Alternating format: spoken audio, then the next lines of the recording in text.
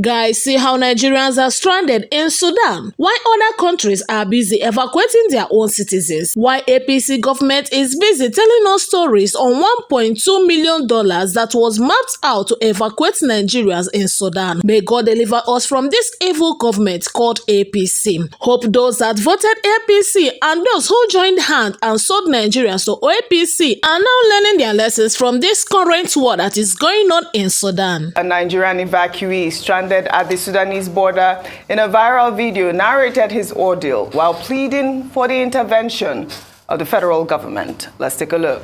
We need to leave. Please save us. We have children among us. As you can see, this is one of my sons. We have those children that are 2 weeks old. We have pregnant women among us. There was a video I made earlier.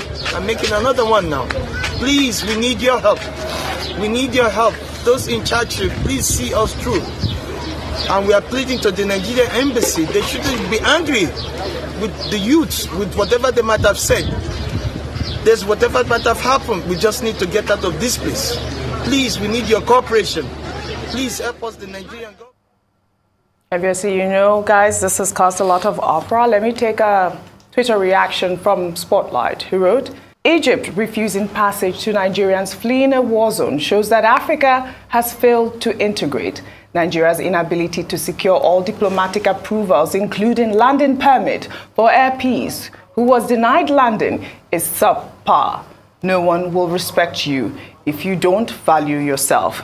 Well, in the meantime, the federal government has denied mismanaging the $1.2 million approved for the evacuation of Nigerians from the war-torn Sudan. The Civil Society Legislative Advocacy Center had accused the Nigerian government of coming up with a fake evacuation plan, stating that some students paid money to the bus drivers, conveying them to buy their way out of troubled Sudan. That $1.2 million you're talking about is not just for the entire response. It's only for one item, for the buses. Do you know how much it takes to hire a bus from Khartoum to the border? $30,000 per bus. $30,000 per bus times 40 buses. Can somebody, any good mathematician amongst you? 1.2 billion. That is not billion. Million. That is where your 1.2 million comes into. We now mobilized the first tranche approved by federal government out of this, which is $400,000, and transferred it. If you take out $400,000, what does it come to? 800,000. No, 1/3 of the total. Once they gave us 13 buses times $30,000 is how much? 390. 30. Can somebody calculate for me? That's 390 is correct. 390. They stopped giving us. You remember I told you they gave us 13,000. They're supposed to give us 13 point something buses. They kept the 10,000. Well, I mean, there's still so much discrepancy in this whole conversation about misappropriation of funds. You know, we talked about this last week, the $1.2 million people are saying was excessive. It's good that he has given this breakdown. But, you know, the main story which I took about the Air Force, you know, being deployed, the C-130 being deployed to Egypt. They were deployed, I believe, on Friday, and they have been there for 3 days. We're talking about mismanagement of funds. I believe the employees there, the military guys in the plane had been sending messages. I'll read one of the messages that they sent, which is what they require the federal government to do at this point. One of them is for the president to intervene at the highest level to break the intraceable diplomatic immigration deadlock at the border, solve the contractual logjam with drivers, that's the bus drivers, inform the headquarters of NAF of decision of aircrew and aircraft the national interest need to stay back. Well, another request is note and effect the necessary logistical changes brought about by extending mission duration. Dr. Bati, I believe you talked earlier about the, the NAF aircraft jet that has been deployed there. I mean, I don't understand who dropped the ball here in terms of communication. Our Nigerians are there, stranded at the border. They have been there for days. And now we have our military guys there, stranded as well. Well, I mean, whatever explanation that they are giving, whether from the Nigerian Air Force or from the Situation Room in charge of the evacuation of Nigerians from Sudan, or the embassy, the Nigerian embassy in Sudan, what Nigerians want, what that gentleman talking about his son, women, pregnant women, what he wants, what we all want, is for the Nigerians who are stranded in Sudan to be brought home. Other countries, as I said earlier on, have been evacuating their people. Take the Americans, who have evacuated over 1,000 of their people. Do you know that they sent manned drones with reconnaissance, with area surveillance? America deployed its might to guide the buses taking the Americans on the ground to Port Sudan. And from Port Sudan, a naval ship was waiting.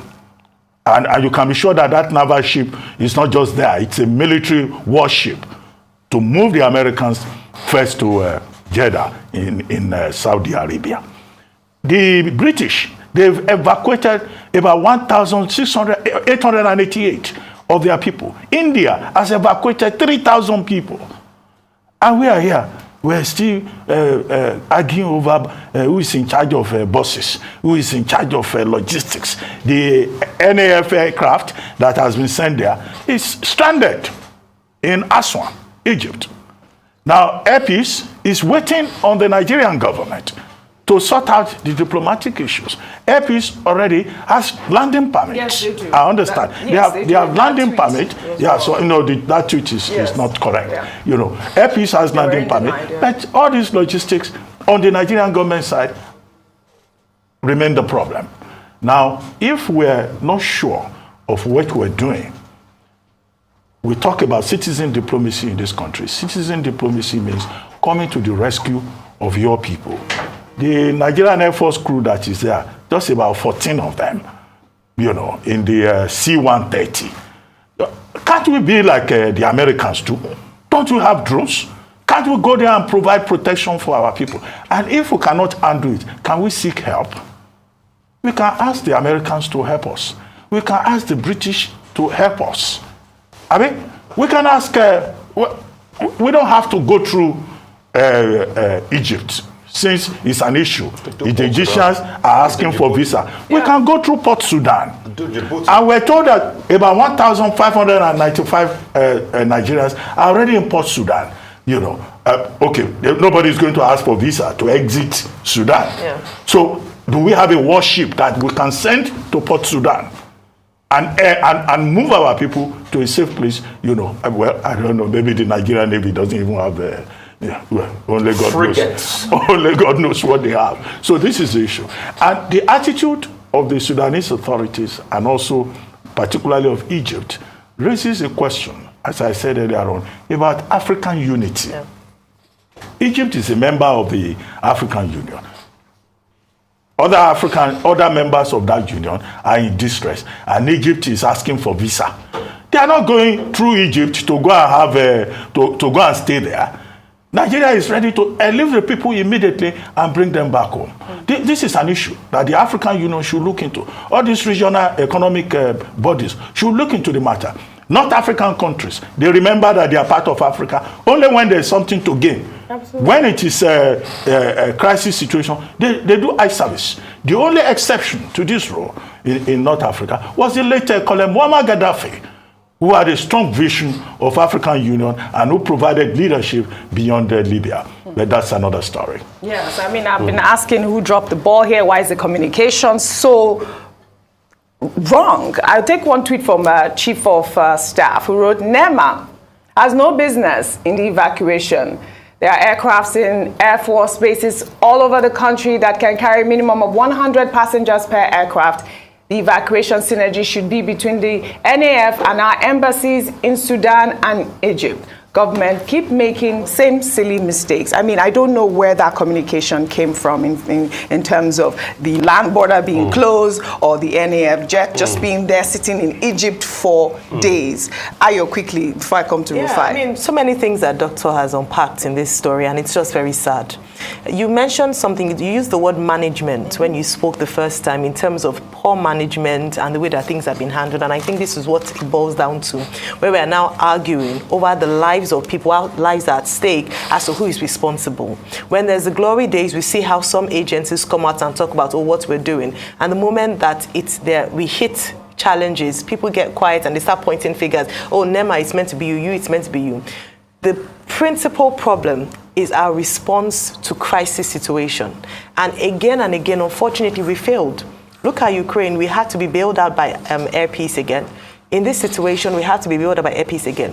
When we talk about the Egyptian situation, what comes to mind is that imagine in the North American region, a country denies America of entry for its people. It's unheard of. Why? Because America is a superpower, which Nigeria is supposed to be in Africa. We're supposed to be a superpower. We're supposed to be the big brother of Africa. But unfortunately, when issues like this come up, we see that people call our bluff. Countries can't call our bluff. So what is it that we're not doing enough? So in terms of addressing that border issue, because guess what? Egypt, no matter how much you criticize, has a right to make their own decisions or laws deciding on how it favors them as a country or what benefit Nigeria is to them.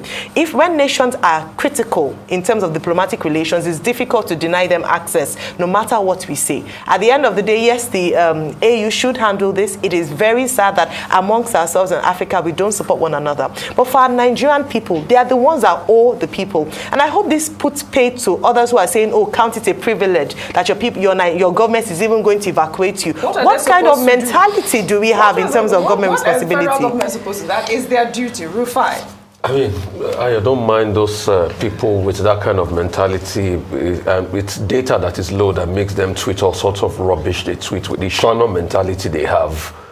We drop the ball. Yes. Up to the presidency level, we drop the ball. When a matter of emergency arises, you set up an interministerial consultative team for this evacuation, which will have involved the military, the intelligence agency, NEMA, the Ministry of Foreign Affairs, and everybody on board, and probably domicile it in the office of the president. That give the president updates as regards who is going to call. And they ought to have been meeting. This was since the 8th of April. They didn't meet. Now they left it as usual. They just thought the evacuation was going to be easy, but now it's proving that it's not easy. That's why when the Nigerian Air Force jet got there, they couldn't even evacuate people because those are really big planes. Hercules C-130 is a transport military plane. But they couldn't get people out because people are still stuck in the border. And it's not only Egypt, even Ethiopia to shut their border against Nigerian students. But like I said before, was there an intelligence official on ground that will be able to say in Sudan, okay, the best route is Port of Sudan, not Egypt? Because that's what the NAF officials, because this is a logistical and distance, they're now saying you have to change routes to be able to do it quickly. So we drop the ball and the blame goes up to the president. So what can we do? If we can still set up that panel, allow people liaise with the minister on ground and with the ambassador on ground, let us be able to see what we can do to be able to save the country and start to evacuate them. And for the man that is asking journalists how they spend $1.2 million, I mean, is he joking? That's not the way. It is after we finish, you will now bring a receipt by receipt breakdown of what you have done. Yeah. My prayer this morning, God in heaven, let our people come back safe. And afterwards, we can now fight ourselves indoors. But this is a shame and a failure of our system again. Absolutely. We shall take our final story. If you can pull that story up, please. Well, as of this morning, I believe that President Muhammadu Buhari has started negotiating with the president of Egypt. So hopefully that will work out. Ought to have been done long ago. Absolutely. Long ago. We keep dropping the ball. All right, then. We'll take our final story.